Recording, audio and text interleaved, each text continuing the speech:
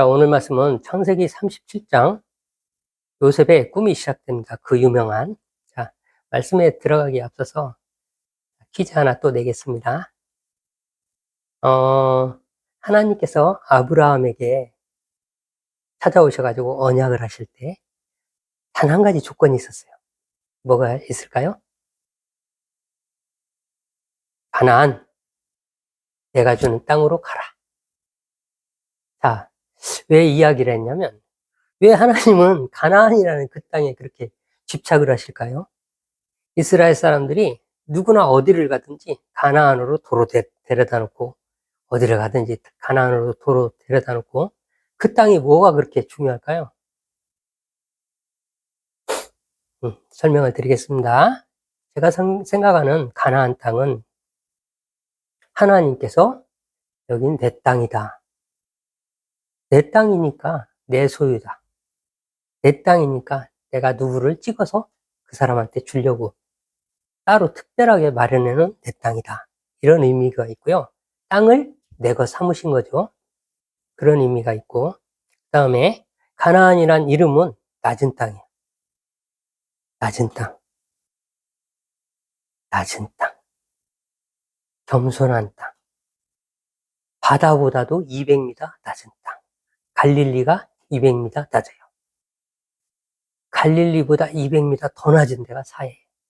그러니까 갈릴리에서부터 요단강, 갈릴리에서 사해로 쭉 흐르는 강이 요단강이잖아요. 그거를 둘러싸고 있는 땅이 이스라엘이거든요. 그래서 낮은 땅, 겸손한 땅, 마음이 부드럽고 온유한 땅. 겸손이란 말은, 그러면은 온유한 사람은 땅을 기업으로 받는다고 그랬잖아요. 마태복음 5장 5절에 마음이 온유한 사람은 땅을 기업으로 받는다. 땅을 기업으로 받는다. 무슨 뜻일까요? 땅이 기업이 된다. 자기의 기업이 된다. 사업체가 된다. 자기를 먹여 살리는 든든한 사업체가 된다. 그런 뜻이거든요. 마음이 온유한 사람은 하나님의 복음을 잘 받아들여요. 세상 사람들도 마음이 온유한 사람들이 하나님을 접하게 돼요. 왜? 마음이 강팍한 사람은 아이 듣기 싫어요. 저리 가요. 이렇게 되는데, 마음이 온유한 부드러운 사람은 그게 맞고 틀리고를 떠나서 자기는 믿지 않지만 그래도 저 사람이 무슨 소리를 하는가 전도자의 말을 들어요. 그나마 그러면은 그 말씀이 그 귀에 들어가서 때가 되면 어느 날 어떤 상황이 됐을 때 그 말씀이 살아 움직이기 시작해요. 그래서 하나님을 한번 믿어보자 하는 마음도 생기게 되고, 누군가는 교회에 첫 발을 들여놓을 때는 하나님이 그 마음을 움직여야 돼요. 다른 사람이 아무리 권유를 해도, 전도하는 사람이 있어도 그래 가자라고 결심을 하는 거는 내 마음이에요. 마음은 하나님이 움직이시고, 왜 그런지는 전도자가 왜 교회에 나와야 되는지 예수님에 대해서 하나님에 대해서 설명했을 거 아닌가요? 그럼 그게 움직이는 거예요. 그 말씀이 귀로 들어간 그 말씀이 살아서 꿈틀. 말씀은 살아있고 운동력 있어. 내 심령 골수를 찔러 쪼개기까지 한다는 말씀이 그 사람한테, 자기는 모르지요. 하나님은 움직이시는 거예요. 그래서 내 마음이 결심을 하게 되고, 그 마음 때문에 그래 가자. 그 마음 때문에 발걸음을 옮기게 되는 거거든요. 그래서 다 하나님이 하시는 거란 이야기를 하고 싶은 거예요. 그래서 낮은 땅, 겸손한 땅, 마음밭이라고 그래요. 사람의 마음을 밭이라고 한다, 땅이라고 한다니까요. 그 마음이 낮은 땅, 겸손한 땅. 성경을 글자 그대로만 받아들이면 내가 하나님의 마음을 헤아리기 쉽지 않아요? 은혜로 들어가려면 이게 무슨 뜻일까? 이 단어, 이 어휘를 통해서 하나님은 무엇을 나에게 전하고 싶은 것일까? 말씀하고 싶은 것일까? 성경을 통해서 대화를 한다니까요. 말씀을 통해서. 하나님은 우리와 대화하는 방법이 말씀이에요. 이미 할 말을 다 여기다 기록해 놨기 때문에 여기서 우리가 답을 얻으면 되는 거예요. 그게 신앙생활이고. 자, 그 다음에 건조한 땅이에요. 거기 건조한 땅이에요. 비가 잘 안 내려요.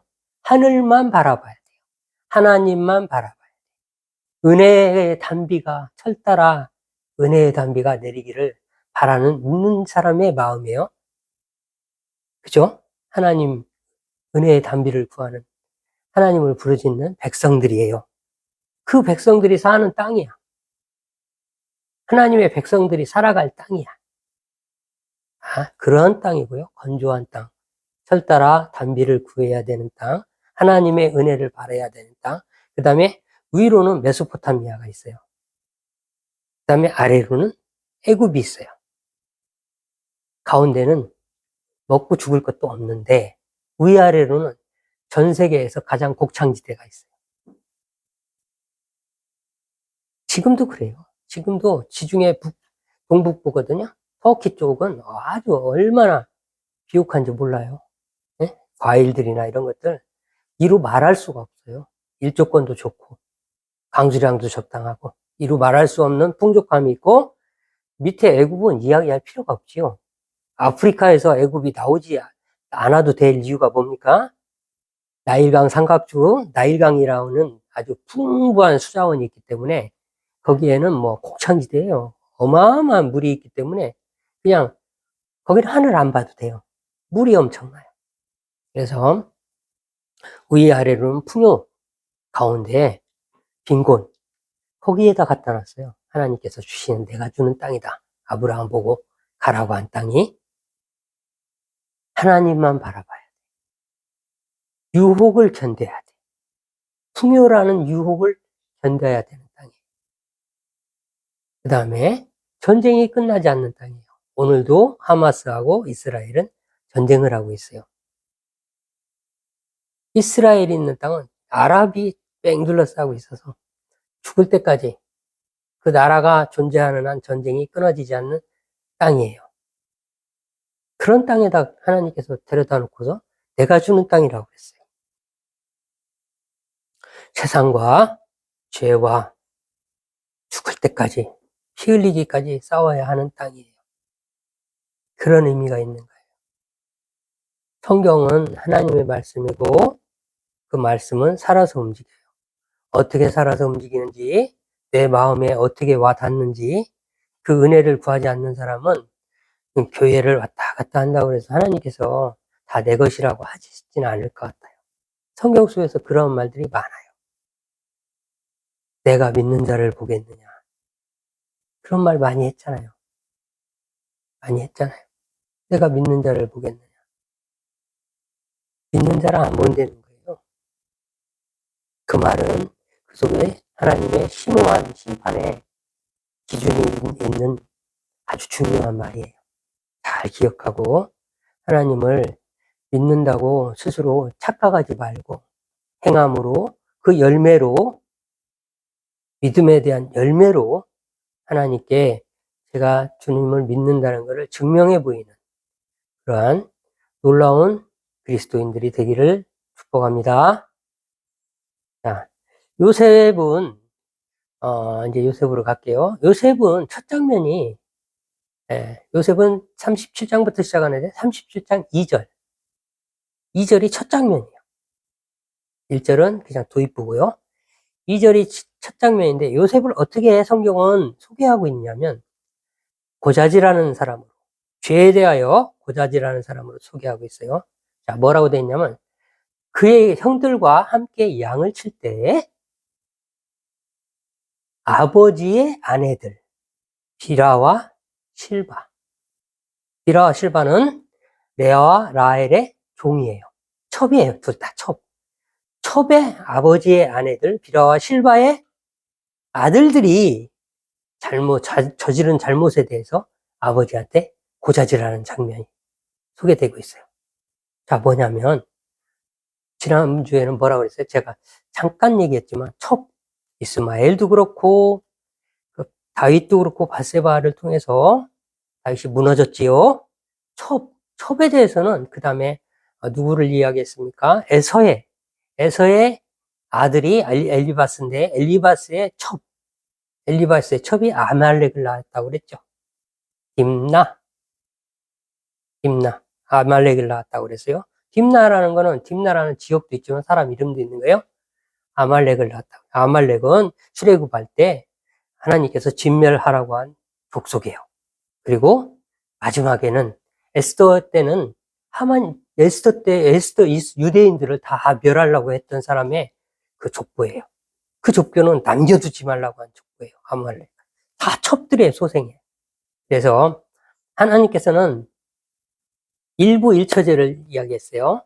하나님께서는 둘이 한 몸 되어 살으라고 했지, 셋이나 넷이라고 그러지 않았어요. 그런데 라멕이라는 사람이 창세기 한 4장, 3장 정도에 나와요. 라멕이라는 사람이 아내를 둘을 얻어가지고 그때부터 다처제라는 게 시작이 됐거든. 죄가 장성해 하게 된 거예요. 자, 너무 많이 나갔어요. 다시 요셉으로 돌아갈게요. 그렇게 해서 아버지한테 첩의 소생들의 잘못을 고자질했는데 그게 첩의 소생들한테는 원한이 되었어요. 원한이 됐는데 거기다 엎친 데 덮친다고 거기다 더해서 이 사람이 하루는 잠을 자고 일어났는데, 응? 자고 일어나서 아버지한테 하는 얘기예요. 아버지하고 형들을 다 있는데 곡식단이 있는데 내가 세운 곡식단한테 형들이 세운 곡식단이 다 절하더이다. 이렇게 얘기하니까 고대 사회에서 그런 이야기는 뭐예요? 나중에 당신들이 나한테 다 절하게 될 것이요 라는 말과 같거든요. 꿈이었지만 아주 기분 나쁜 꿈이니까 뭐라고도 말도 못하겠고 그런 꿈을 꿨다니까. 근데 또 꿈을 꿨다고 하면서 하는 얘기가 이번에는 해와 달과 11별들이 또 아버지 어머니도 이제 절을 한다고 그렇게 얘기해요. 아버지 어머니도 이제 절을 한다고 그래요. 그러니까 이제 그 당시만 해도 어머니란 얘기는 아버지의 아내들이겠죠. 왜? 왜 그래요? 다 죽었으니까. 라헬도 죽었고. 라헬 같은 경우는 야곱이 너무 사랑했지만 하나님 위에 하나님보다 더 사랑한 사람 아닙니까? 야곱이 마지막까지 버리지 못한 게 라헬과 요셉 자식들이잖아요. 자식들인데 하나님이 어떻게 데려가시나 하나하나 그렇게 그려놓은 거예요, 지금. 라헬 같은 경우는 세겜에서 그 이제 다 에서하고 화해를 하고 세겜에 거주하다가 디나의 사건 이후에 내려오게 되는 거죠. 내려오면서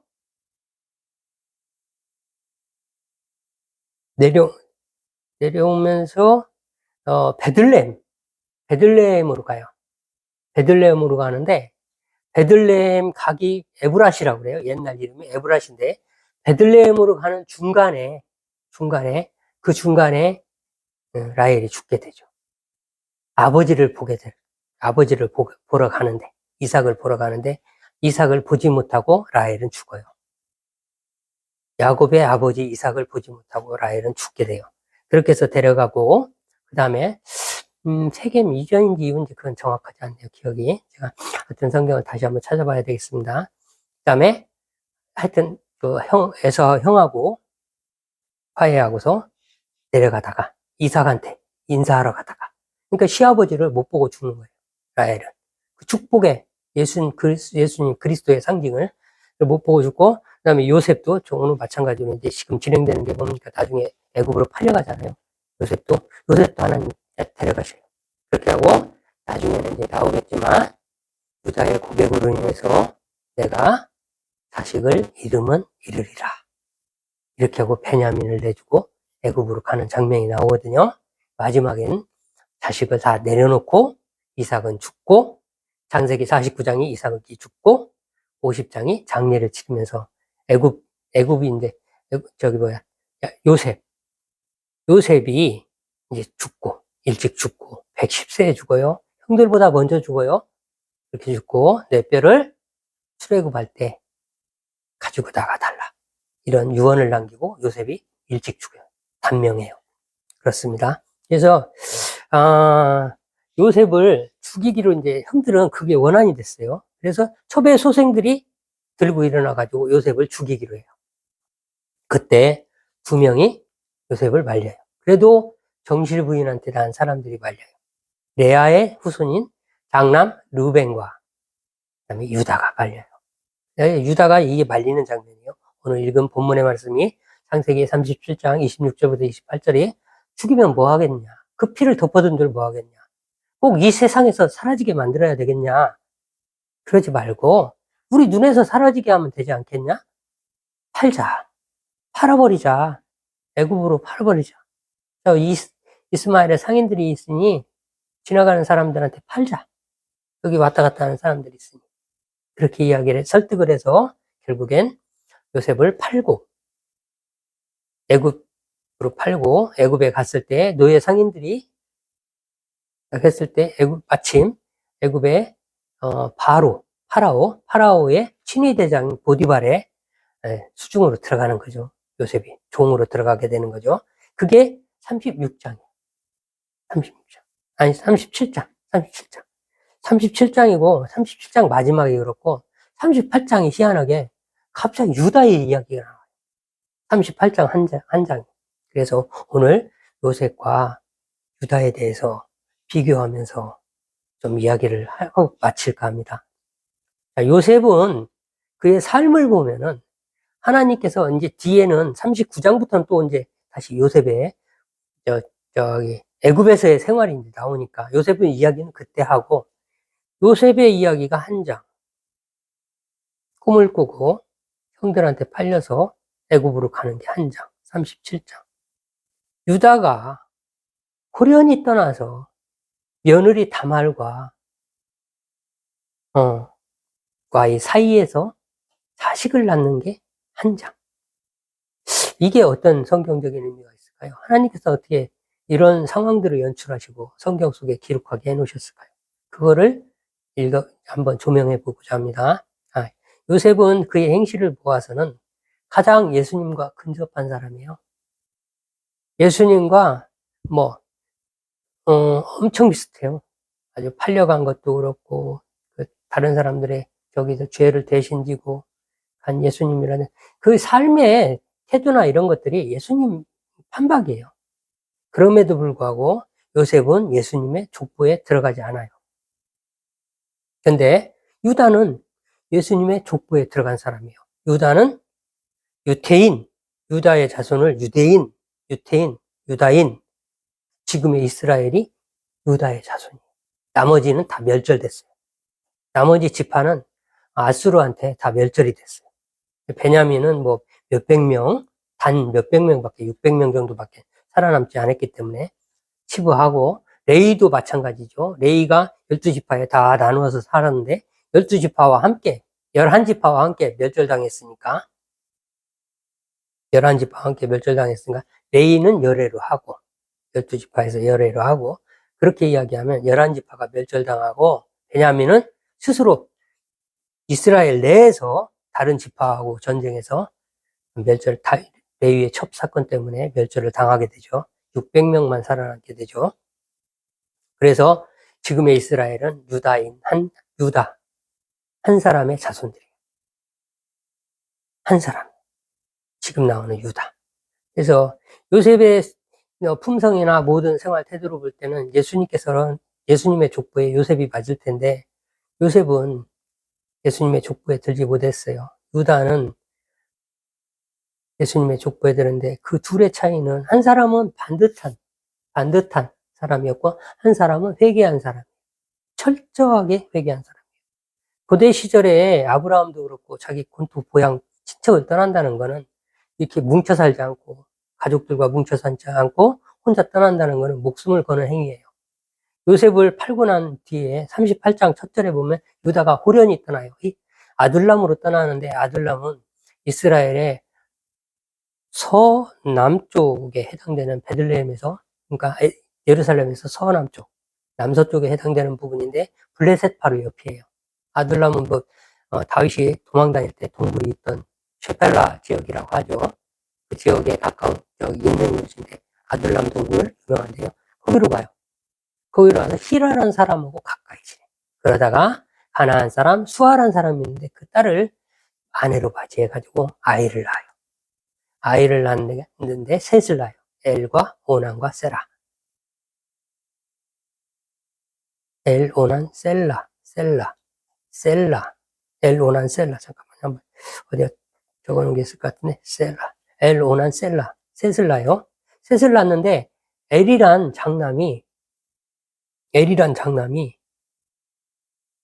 품행이 아주 안 좋아요. 아주 안 좋아가지고 하나님께서 그를 치셔요. 죽여요.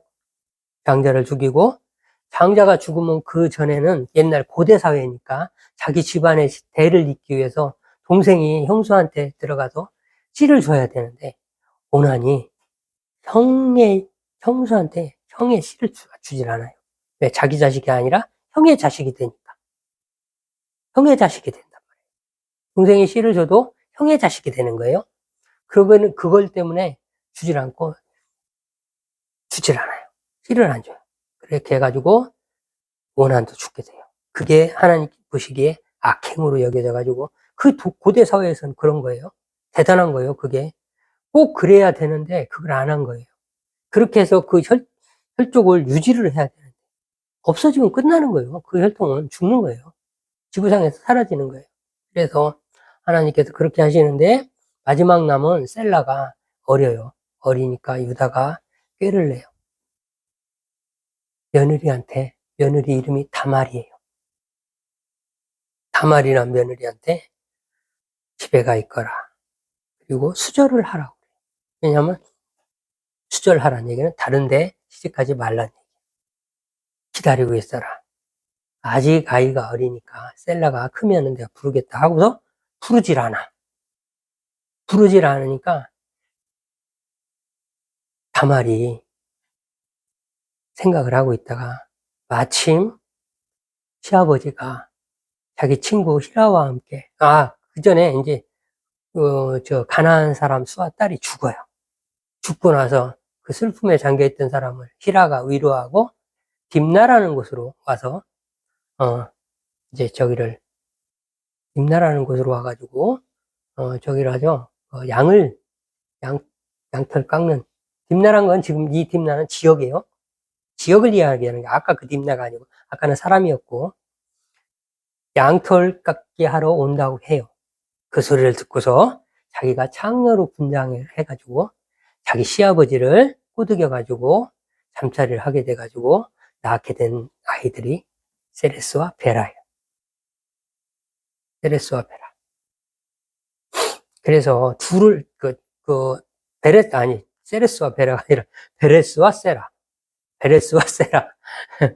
베레스와 세라를 낳게 되는데, 그 둘도 낳는 게 또 장자와 차자가 역전이 돼요. 세라가 먼저 손이 나왔어요. 그래가지고 팔에 표시를 했어요. 얘가 장남이네. 거기서 표시를 했어. 큰 아이네. 근데 팔을 누군가 잡아 당겨가지고 다시 들어가면서 다른 애가 먼저 나와요. 그래가지고 베레스가 먼저 나와요. 나아키는 베레스가 먼저 났고, 실제로 먼저 나오려고 했던 아이는, 들어간 아이는 세라예요. 그렇게 해서 거기도 역전이 돼요. 역전이 돼요. 제가 여러 번 얘기했는데 이 얘기를 왜 하냐면, 장자를 하나님이 다 버려요. 장자를 다 버려요. 장자는 버리는데 어떻게 버리냐면 내 것이라. 장자는 내 것이라.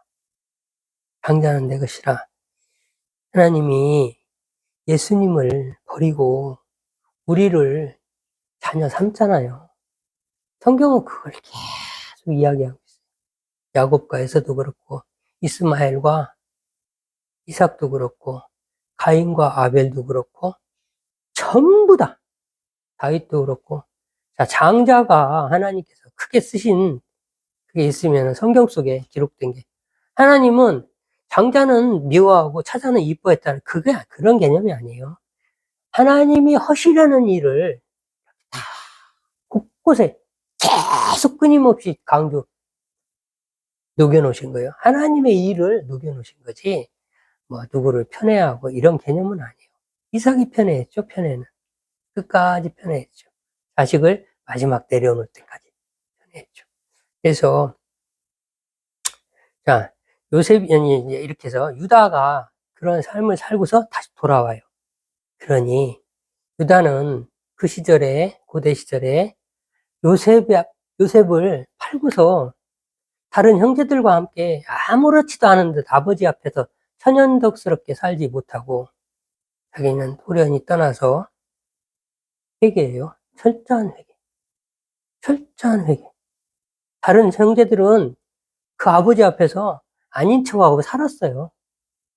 동생, 자기들이 그렇게 해놓고 팔아먹고서도 죽이려고까지 했다가 팔아놓고서도 아버지가 그렇게 슬픔에 잠겨 있는데도 아버지를 속이고 그 앞에서 아무렇지도 않게 사는 거예요.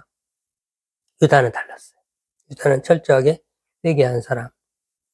탕자의 비유에서처럼 돌아온 사람, 회개한 사람. 하나님은 회개한 사람을 쓰시는 것 같아요. 받아주시는 것 같아요. 그 형제들 중에서는 유다가 요셉을 그렇게 판 대가를 스스로 감당한 것 같아요. 그런 유다를 하나님께서는, 다말과의 관계에서, 며느리와의 관계에서 자식을 낳았지만, 생각해보면, 고대 사회에서의 윤리라는 게 있어요. 그건 당연한 거였는데, 나중에 유다가 다말한테 뭐라고 그랬냐면, 다말을 불로 태워 죽이라고 그랬어요. 며느리가 임신했다고 그 소리를 듣고서. 자기 애인 줄도 모르고. 그렇게 해요. 그런데 며느리가 도장과 지팡이, 끈, 이 세 가지를 보여주고, 이 사람, 이거의 주인이 아이의 주인이다. 아이의 아빠다. 그러니까 그때서야 알고서 나보다 옳도다. 이렇게 이야기해요. 다말을 보고. 당연히 해야 될 대물림, 당연히 해야 될 대를 이어서 이제 여자로서 당연히 해야 될 거를 유다가 시아버지가 막았던 거예요. 해줘야 되는데, 며느리를 살게 해줘야 되는데, 자식을 얻어서 그의 가업을, 그 사람도 가업이란 말이에요. 그게. 여자가 자식이 없으면은 어떻게 살아요? 혼자 남편도 없는데. 고대 사회에서 그건 죽으란 얘기예요. 나가서 식당 일을 할게요? 그 시절에 식당이 어딨어? 아무것도 할 수 없어요.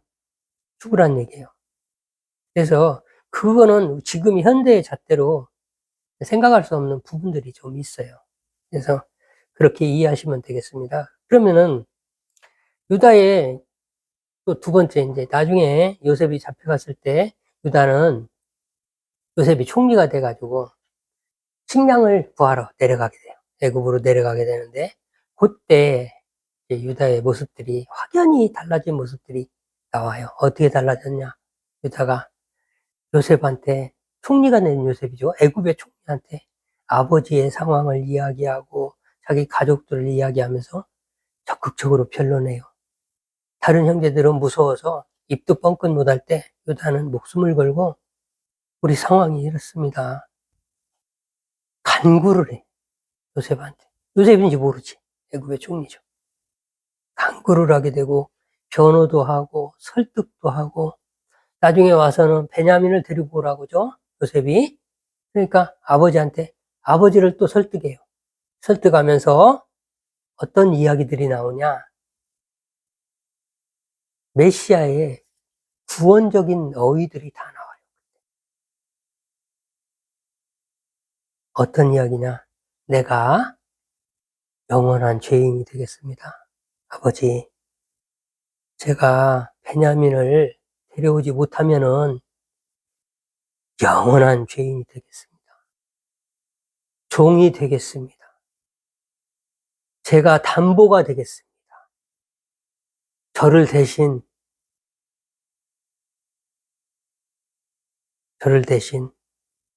내가 죽어도 좋다는 이야기를 계속하고 있어요. 담보가 된다, 종이 된다, 영원한 죄인이 된다. 고대 사회에서 영원한 죄인이라는 표현이 어떤 표현인지 모르겠지만 그 말을 듣고 루벤은 내 자식을 죽이세요 했을 때 아버지는, 야곱은 꿈쩍도 안 했어요. 루벤도 그런 이야기를 했어요. 꿈쩍도 안 했어요.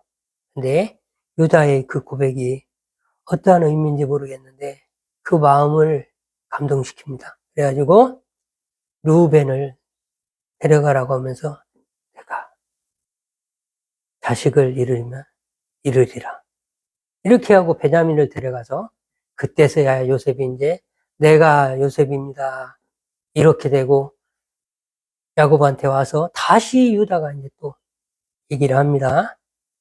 아버지한테 내가 이랬는데 내려갔더니 요셉이 살아 있었습니다. 그 말을 할 수 있었던 것도 요셉인 거예요. 다른 형제들은 자기들의 행실이 천연덕스럽게 살아왔거든요. 유다가 그래도 살아있기를 바랬던 모양이에요. 요셉이 제일 반가워하고 제일 좋아하고 그 상황을 아버지한테 제일 먼저 가서 아버지 갔더니 요셉이 살아있어요. 이렇게 얘기한 게 유다예요. 자, 별거 아니지만 이 유다의 행동을 보면 요셉과 유다밖에 안 나와요. 창세기 37장 요셉의 꿈이 등장하면서부터 마지막까지는 요셉의 이야기 속에 간혹가다 유다의 이야기밖에 나오지 않는데 유다의 이야기가 참 임팩트가 있어요. 우리한테 신앙적으로 전해지는 게 있어요. 하나님께서 우리한테 말씀하시고자 하는 게 있어요. 왜? 그건 결론으로 알 수 있잖아요. 유다의 몸에서 예수님이 나오신 건 아니죠. 마리아가 낳았지만 유다의 족보에서 나왔겠죠. 유다의 족보에서. 유다의 족보에서 다윗도 나오고 솔로몬도 나오고 예수님도 나오고 그렇게 되는 거예요. 요셉이 아니라. 그러면 우리가 거꾸로 이제 가서 이야기를 한번 해봅시다. 아무리 유다가 그 아버지한테 이런저런 표현을 했을 때 구속사적인 표현들을 많이 했다 한들 요셉은 또 왜 그렇게 됐을까? 요셉은 남의 꿈을 잘 해몽했던 사람이에요. 애굽 보디발 장군이죠. 보디발 애굽의 친위대장, 바로 임금의 친위대장이었는데 그 사람의 집에 있을 때 술 맡은 관원장하고 떡 맡은 관원장이 감옥에 들어와요. 이런 이야기들은 또 뒤에 해야 되는데 이게 쭉쭉쭉쭉 스킵이 돼버리네. 차라리 하지요 뭐. 그래서 술 맡은 관원장은 살게 되고 떡 맡은 관원장은 죽게 돼요. 요셉이 꿈을 해몽한 대로 돼요. 그래서 뭐 그 포도나무 잎사귀 나뭇가지가 나와가지고 그런 것도 까마귀가 쪼아먹고 그 나무 위에 있던 떡을 쪼아먹고 아니면 술 맡은 관원장 같은 경우에는 이렇게 다시 이제 바로에 술을 들게 된다는 해몽을 해가지고 이렇게 그렇게 되는데 그 꿈이 중요한 게 아니라 그 사람들 꿈이 중요한 게 아니라 나중에 2년 거기서도 2년을 기다려요. 술 맡은 관원장이 2년 동안을 지옥을 보대요. 배신을 한 거죠. 한마디로 생각지 않은 거죠.